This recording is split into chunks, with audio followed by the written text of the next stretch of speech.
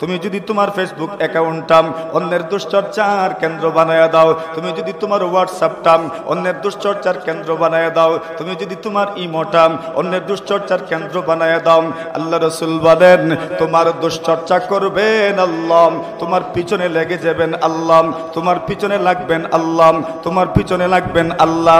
আর মনে রেখো আমি আমাকে ওয়াজ করছি, আপনাদেরকে নয়।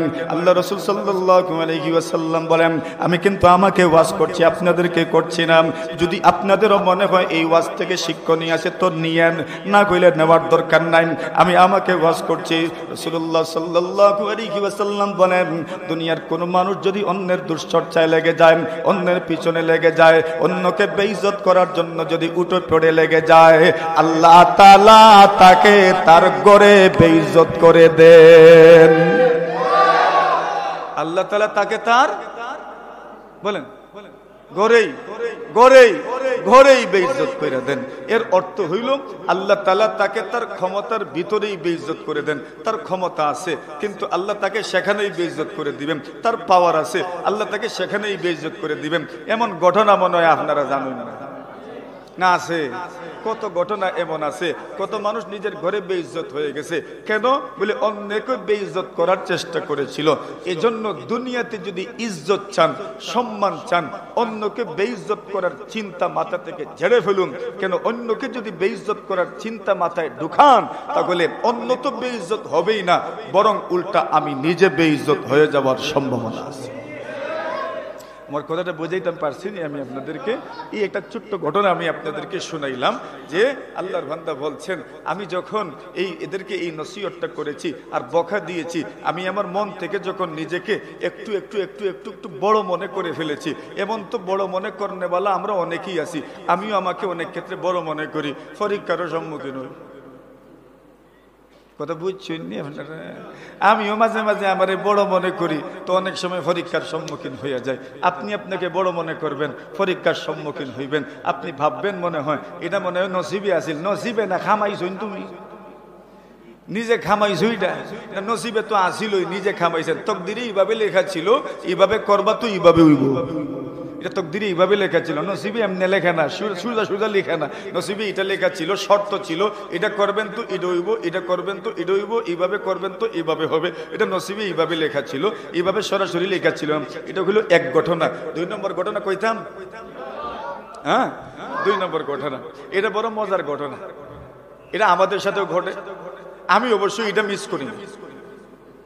আল্লাহর বান্দা বলেন আমার একটা মেয়ে সন্তান জন্ম নিছে।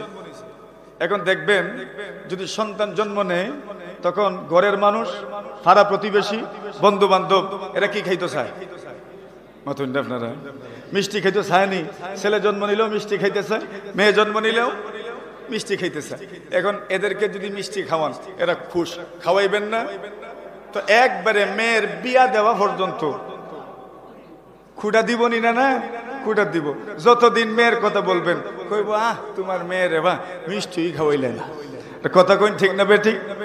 আল্লাহর বান্দা বলেন ছাত্ররা আমাকে বলল, উনি বলছেন আমি তো উস্তাদ, আমি যখন ক্লাসে গেলাম ছাত্ররা আমাকে বলল উস্তাদ জি আপনার তো একটা মেয়ে হয়েছে, তো আপনাদেরকে মিষ্টি খাওয়ান।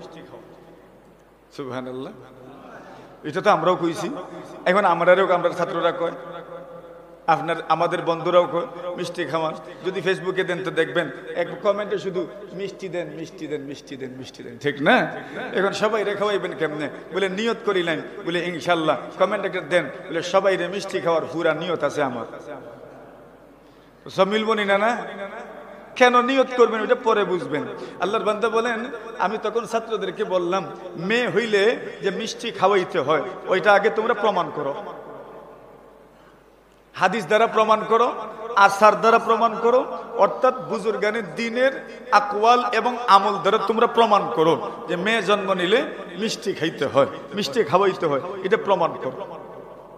এখন উনি বলেন আমি তো এই কথা এদেরকে বলছি, এখন এরা তো আর কি প্রমাণ করব? ছাত্র তো ছাত্রই, প্রমাণ আর কি করব? এখন এরা তো আর বুঝছে প্রমাণও করতাম পারতাম না, মিষ্টিও খাওয়া হইতো না। মনটা দুর্বল হয়ে গেছে, মনটা একদম ছোট হয়ে গেছে, কেন প্রমাণও করতে পারবো না, মিষ্টির আশাও ছেড়ে দিতে হবে। আল্লাহর বান্দারা তো আশা উষা ছাড়িয়া বাড়িতে বই রয়েছে। আর ওইদিকে বাড়ির থেকে উস্তাদের কাছে ফোন আইছে, শুনছেন নি? বলে কি? বলে আপনার মেয়ে দুধ খায় না। কিতা খায় না? খাইছিল আগে, এখন আর দুধে মুখই দেয় না। আল্লাহর বান্দা বলেন, আমার আর মাথা যাইতে দেরি হয় না, এদের মনটা আমি খারাপ করেছি। এরা তো হাসির চুলি, মজার চুলি, আমার কাছে মিষ্টি চেয়েছিল, আমি এদের মনটা ভেঙে দিয়েছি। আমি এদেরকে বলেছি তোমরা প্রমাণ করো মিষ্টি খাওয়ানো লাগে। ছাত্র মানুষ আবদার করেছিল মিঠাই খাওয়ান, মিষ্টি খাওয়ান। আমি তাদেরকে বলেছি তোমরা প্রমাণ করো। এদের মনটা দুর্বল হয়ে গেছে, মনটা ছোট হয়ে গেছে। এরা বুঝে নিয়েছে মিষ্টি মিলতো না, আর দরকার নাই। এদের মনটা দুর্বল হওয়ার কারণে আল্লাহ তাআলা আমাকে পরীক্ষার মধ্যে ফেলে দিয়েছেন। আল্লাহর বান্দা বলেন, আমি সাথে সাথে আমার পরিবারকে বলে দিয়েছি, যারা ইন্তজার কিজিয়ে, একটু অপেক্ষা করেন, দেখবেন কোনো অসুবিধা নাই। আগামীকাল থেকে আপনার মাইয়াটা দুধ পান করবে। জুড়ে বলেন। উনি বলে দিয়েছেন, চিন্তা করিয়েন না প্রিয়তমা, আগামীকাল থেকে খাইব না। উনি বলেন, এরপরের দিন ক্লাসে গিয়ে আমি কইলাম, কিরে তোমরা কে খাইতে চাও? এরা বলে, হযরত উস্তাদজি আমি মিঠাই খিলাই, আমি হালুয়া চাই, আমাদেরকে মিঠাই দরকার, আমাদের মিষ্টির দরকার, মিঠাই খাওয়ান, মিষ্টি খাওয়ান, হালুয়া খাওয়ান। উনি বলেন, কতটুকু চাও? এরা বলে 1 কিলো বস কাফি হে, 1 কিলোই যথেষ্ট হয়ে যাবে। উস্তাদ বলেন, 1 কিলো নাকি বস 2 কিলো মাঙ্গো আলো। 1 কিলো নয় 2 কিলো নিয়ে আসো। জুড়ে বলেন সুবহানাল্লাহ। যখন 2 কিলোর অর্ডার দিছেন, এমনিতেই বাড়ির থেকে ফোন আসছে, আল্লাহর বলি আপনার মাইয়া এবার দুধ পান করে। জুড়ে বলেন। বুঝছেন কিছু? কি বুঝছেন? আরে ছোট্ট মানুষের দিলটাও ভাঙতে, ছোট্ট মানুষের দিলটাও ভাঙিয়েন না। আপনি তো জানেন না এই মানুষের দিলগুলো দিল নয়, এখানে আল্লাহ থাকেন। কে থাকেন? মান্না গঞ্জম দর জমিন আসমান, মান্না গঞ্জম দর জমিন আসমান, লেকে গঞ্জম দর কুলুবে মুমিনা, লেকে গঞ্জম দর কুলুবে মুমিনা। আল্লাহ তার ভাষায় বলেন, আরে বান্দা তুমি তো জানো না, আসমানও আমার জায়গা হয় না, জমিনও আমার জায়গা হয় না, কিন্তু মুমিনের ছোট্ট একটা অন্তর, তার অন্তরে আমি আল্লাহর জায়গা হয়ে যাই। কার জায়গা হয়ে যায়? আল্লাহর জায়গা হয়। কেন জায়গা হয়? বলে আল্লাহর বান্দা তাখাল্লাকু বিআখলাকিল্লাহ, তুমি আল্লাহর রঙে রঙিন হও, তুমি আল্লাহর রঙে রঙিন হও। আল্লাহর রঙে রঙিন কেমনে হইবেন? সিবগাতাল্লাহ ওয়া মান আহসানু মিনাল্লাহি সিবগাম। আল্লাহর রং, আল্লাহর রঙের চাইতে উত্তম কোন রং হইতে পারে না। আল্লাহর রঙে রঙিন হও। এইবার মনে মনে প্রশ্ন জাগতে পারে, আল্লাহর রঙে কেমনে রঙিন হব? ও ভাই, আল্লাহ রাসূল বলেন, আল্লাহর রঙে রঙিন হওয়ার অর্থ হইল আল্লাহ দয়ালু, তুমিও দয়ালু হয়ে যাও, তুমি যেন আল্লাহর রঙে রঙিন হয়ে গেছো। সুবহানাল্লাহ। কার রঙে রঙিন? আল্লাহর রঙে রঙিন। আল্লাহ কি করেন? বলে আল্লাহ দয়া করুন। কিতা করুন? আমিও কিতা করতাম? দয়া করতাম। আল্লাহর রঙে রঙিন হওয়া। বলে আল্লাহর আরেক নাম হইল কি? আল্লাহর আরেক নাম হইল রহিম। এইটার অর্থ দয়া করেন। আমিও দয়া করতাম। আল্লাহর আরেক নাম হইল রাজ্জাক, রিজেক দাতা। আমিও কিতা করতাম? রিজেক দিতাম। বলে আমি কেমনে রিজেক দিব? বলে আমার অধীনস্থদের জন্য আমি রুজি করব, আমি ইনকাম করব, আমি উপার্জন করব। রিজেক তো আমার তার আল্লাহ তার রিজেকও দিয়েছেন, আমার রিজেকও দিয়েছেন, আমার মেয়েরও রিজেক আল্লাহ দিয়েছেন, আমার ছেলেরও রিজেক আল্লাহ দিয়েছেন, আমার বউয়েরও রিজেক আল্লাহ দিয়েছেন, আমার স্ত্রীরও রিজেক আল্লাহ দিয়েছেন, আমার মায়ের রিজেকও আল্লাহ দিয়েছেন, আমার বাপের রিজেকও কে দিয়েছেন? আল্লাহ দিয়েছেন। তো আমি কেন দিচ্ছি? বলে আপনি তো আল্লাহর রঙে রঙিন হচ্ছেন, আল্লাহ রাজ্জাক, আল্লাহ রিজেক দেন, এরা আপনার অধীনে, মানে আপনাকে আল্লাহ তার রঙে রঙিন হওয়ার সুযোগ দিয়েছেন। আল্লাহ তো চাইলে এদেরকে এদের মতো করে দিতে পারেন, কিন্তু আপনার রুজির মাধ্যমে আল্লাহ কেন দেন? বলে আল্লাহ আপনাকে তার রঙে রঙিন হওয়ার তৌফিক দান করছেন। এখন আপনি রুজি করেন, আপনার ছেলে খায়, আপনার মেয়ে খায়, আপনার স্ত্রী খায়, আপনার বাবা খান, আপনার মা খান, প্রত্যেকেই খান। ও আপনি কার রঙে রঙিন হইলেন? বলেন বলেন, কার রঙে রঙিন হইলেন? আল্লাহ রঙে আপনি রঙিন হইলেন। আল্লাহ তাআলার আরেক গুণ হইল আল হান্নানুল মান্নান আর রাজ্জাক আল গনি। আল্লাহ কইলেন ধনী, আল্লাহ অমুকে পেকে তুমিও বেশি মহতাজ হইও না, তুমিও বেশি ফকিরের বেশ ধরিও না, তুমিও বেশি মিসকিন হইও না, তুমিও শুধু অন্যের দিকে মুখাপেক্ষী হইও না। মাঝে মধ্যে মনে করিও দেনেওয়ালা তো একজন আছেন। মনে হয়নি? মাঝে মাঝে মনে হয়নি?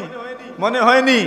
মনে হয় দেনেওয়ালা একজন আছেন। ওই দেনেওয়ালার মতো আল্লাহর আরেক নাম হইল আল ওয়াহাব, দাতা দাতা দাতা। আল্লাহ দাতা, আল্লাহ দেন, আল্লাহ দেন, আল্লাহ দেন। আপনিও দেন বলে কই দিব? বলে আপনি আপনার সন্তানকে দেন, আপনি আপনার স্ত্রীকে দেন, আপনি আপনার মেয়েকে দেন। স্কুলে যায়, মাদ্রাসায় যায়, আপনি পকেট থেকে বের করে টাকা দেন, বাড়া দেন। আপনার মেয়ে যেন কষ্ট করে মাদ্রাসায় না আসে, আপনার ছেলেটা যেন কষ্ট করে মাদ্রাসায় না আসে। এদেরকে আপনি আপনার পকেটের টাকা আছে, আপনার সম্পদ আল্লাহ দিয়েছেন, কেন তাকে হেঁটে মাদ্রাসায় যাওয়ার জন্য বলবেন? কেন আপনি তাকে না খেয়ে থাকার জন্য বলবেন? তার প্রয়োজনটা আপনি পুরা করেন, তার প্রয়োজনটা আপনি পুরা করেন, আপনার স্ত্রীর প্রয়োজনটা আপনি পুরা করেন। আপনার যদি থাকে তাহলে এদেরকে কষ্ট দিয়েন না, এদের প্রয়োজনটা আপনি পুরা করেন। আপনার চাচাকে আপনি দেন, আপনার মামাকে দেন। এদের যদি না থাকে দাদাকে দেন, দাদিকে দেন, নানাকে দেন, নানিকে দেন, মামাকে দেন, খালাকে দেন, ভাইকে দেন, বোনকে দেন, যাকে ইচ্ছা তাকেই দেন। মাদ্রাসায় দেন, মসজিদে দেন, গরিবকে দেন, ফকিরকে দেন, মুসাফিরকে দেন, সকলকে দেন। কেন? আপনি আল্লাহর রঙে রঙিন হবেন। আল্লাহ হইলেন দাতা, আপনিও হবেন। মাথুন না? আমি কি দিতাম? আমিও দিতে হইতাম। এখন বলে দিতাম তো বেশি তো নাই, বলে 1 টাকা আসেনি, বলে 1 টাকাই দেন। সুবহানাল্লাহ। তাও দাতা, তাও কি দাতা? দিতে হবে যে 100 দিতে হইবে, এটা জরুরি না? 100 আমার নাই তো কই থেকে দিতাম? হ্যাঁ, 100 নাই তো কই থেকে দিতাম? আমার কাছে আছে বলে 5 টাকার একটা নোট আছে, বলে এটাই দিন। বলে 1 টাকা আছে তো এটাই দেন, 2 টাকা আছে তো এটাই দেন, কোনো অসুবিধা নাই, আপনাকে দিতে হবে। বলে আমার কাছে টাকা নাই, ওই বলে মুখী আছে তো। আসেনি? মুখী সেটা দিয়ে দেন। বলে বেগুন আছে, বেগুন সেটা দিয়ে দেন। বলে আর কি আছে? বলে করলা আছে, করলা সেটা দিয়ে দেন। আলু আছে তো আলু সেটা দিয়ে দেন। সুবহানাল্লাহ। এরপরে আপনি দাতা হন। কি হন? দাতা হন। দাতা হবেন। আল ওয়াহাব তাখাল্লাকু বিআখলাকিল্লাহ। আল্লাহ রাসূল বলেন তোমরা আল্লাহর রঙে রঙিন হও। আসেন প্রথমে যাই। মনে আসেনি? ইলম কি না? ইলম কার নাম? নূরের নাম। ইলম কিসের নাম? আল ইলমু নূর। ইলম কি? বলেন বলেন। ইলম কথা বুঝো আননি আপনারা? ইলম হইল নূর। নূর যেখানে থাকে সেখানে কি থাকে না? অন্ধকার থাকে না। যেখানেই নূর থাকবে এখানে কোনো অন্ধকার থাকবে না। যেখানে নূর নাই সেখানে অন্ধকার আসবে, সেখানে অন্ধকার আসবে। আর যেখানে নূর একবার এসে যায়, কসম আল্লাহ, যদি সেই নূর নিভেও যায় এরপরে এই নূরের প্রভাব থেকে যায়। এটা কেমনে বুঝাই? নূর একবার এসে গেলে এই নূরকে চিরতরে নিবানো যায় না। এই নূরের প্রভাব থাকে, এই নূরের প্রভাব থাকে। এটাকে আমি বুঝাই। বর্তমান যে স্পেন আছে না, ওই স্পেনে মুসলমানরা রাজত্ব করেছেন 700 বছর, প্রায় 800 বছরের মতো। কত বছর? আর বেশিরভাগ ছিল আরব, আরবের লোক। আরবের লোক এখানে বেশি ছিল। এই জন্য দেখা যায় স্পেনের ভাষার মধ্যে স্প্যানিশ ভাষা, যেটা আর কি স্প্যানিশ ভাষা, ওদের ইউরোপিয়ান যত কান্ট্রি আছে এরা তাদের দেশের ভাষা বলে, তারা অন্য কোনো ভাষা বলেই না। আপনি ফ্রান্স যান, ফ্রেঞ্চ ভাষা বলবে এরা। স্প্যানিশ যান, স্প্যানিশ ভাষাই তারা বলে, ইংরেজি বলে ঠলে না। ওই তারা তাদের দেশের লোকজন তাদের দেশের ভাষাটাই ব্যবহার করে, অন্য কোনো ভাষা ব্যবহার করে না। বলছেন তাদের দেশের ভাষাতে এখনো আলিফ লাম যুক্ত শব্দ বেশি, যদিও এখন আলিফ লাম নাই, এখন এ আর এল, এ আর এল, এল এল শব্দ সবচেয়ে বেশি। তো এল মানে আলিফ লাম থেকে এল, এল কান্তারা, তারা পুলকে এল কান্তারা বলে। তো এল কান্তারা এটা মূলত আরবি শব্দ। আল কান্তারাতু, উলামায়ে কেরামরা জানেন আল কান্তারাতুর অর্থ হইল পুল। তারা নেতাকে এল কাইদ বলে, অথচ আরবিতে আল কাইদ অর্থ হইল নেতা। এইভাবে দেখা যাচ্ছে স্প্যানিশ ভাষার প্রায় 50% শব্দের শুরুতে আরবির প্রভাব আছে। সুবহানাল্লাহ বলেন। এটা কিসের প্রভাব? ওই ইলমের প্রভাব, ওই নূরের প্রভাব। নূর এক জায়গায় একবার যদি প্রজ্বলিত করা হয়, ওইটার প্রভাব সব সময়ই থাকে, সব সময়ই থাকে।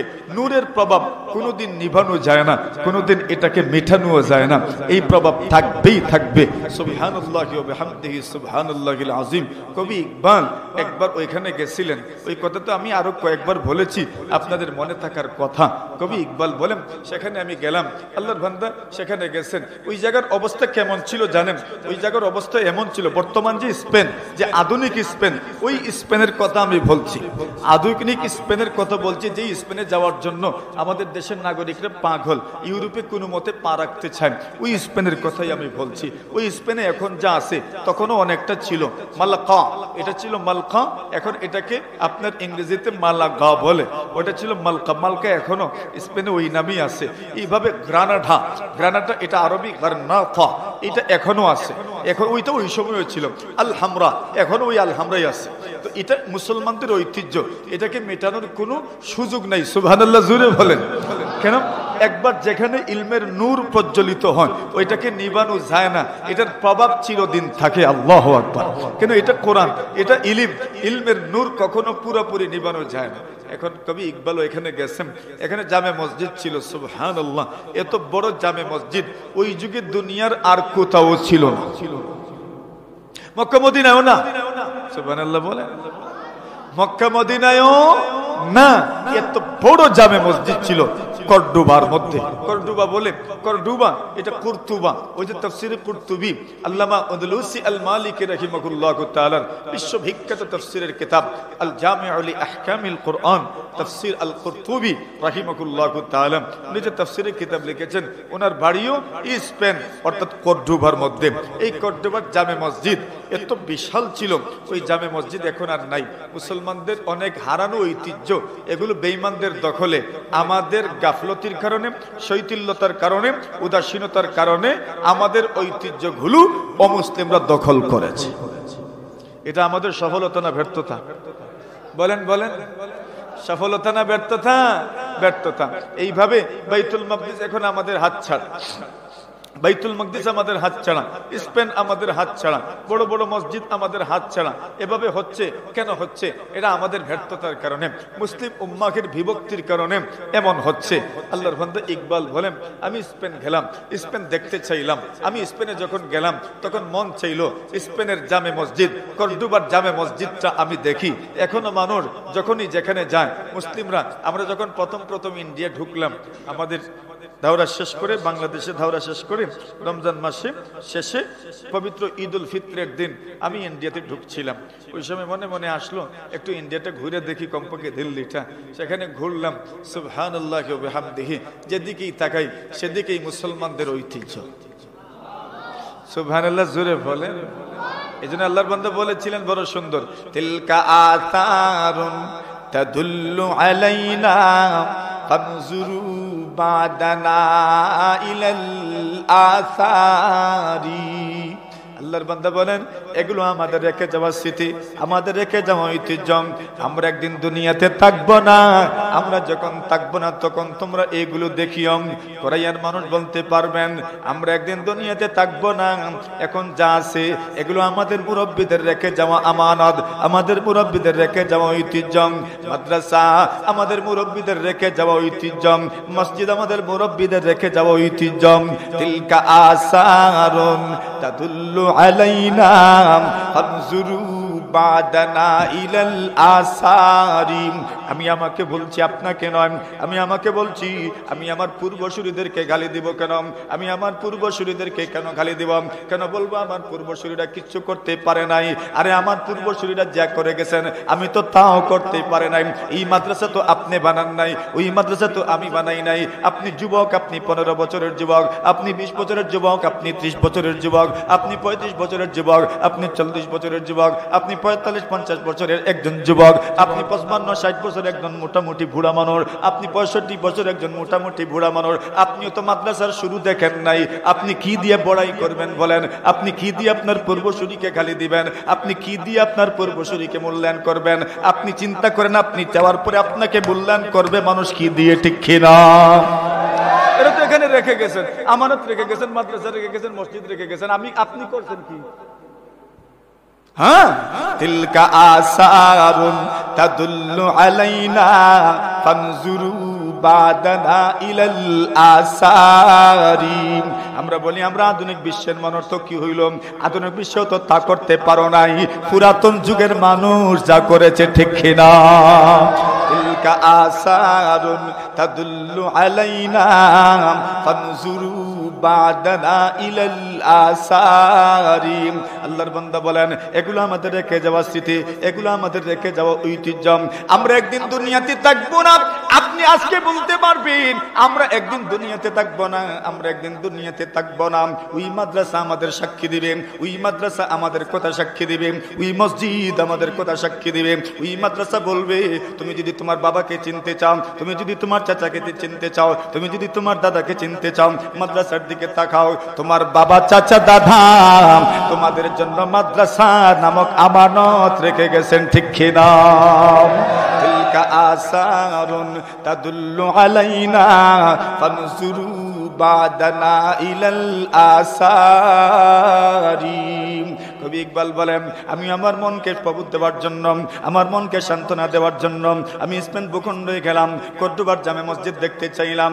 আমাদের পূর্বসূরীরা কর্দোবার জামে মসজিদ বানিয়েছিলেন। ওই কর্দোবার জামে মসজিদ সহ পুরা স্পেনের জামে মসজিদগুলোর থেকে মুসলমানরা খুতবা দিতেন, জুমার মিম্বরে মুসলমানরা খুতবা দিতেন, বড় বড় খতিব সাহেবানরা খুতবা দিতেন। বড় বড় মসজিদের মধ্যে হাদিসের দরস বসত, বড় বড় মাদ্রাসা ছিল, বড় বড় শহর ছিল, সবগুলো মুসলমানদের হারানো ঐতিহ্য। কবি ইকবাল বলেন, আমি সেখানে গেলাম, জামে মসজিদে ঢুকলাম। কবি ইকবাল বলেন, জামে মসজিদে ঢুকা মাত্রই আমার চোখের পানি আমি ধরে রাখতে পারি নাই।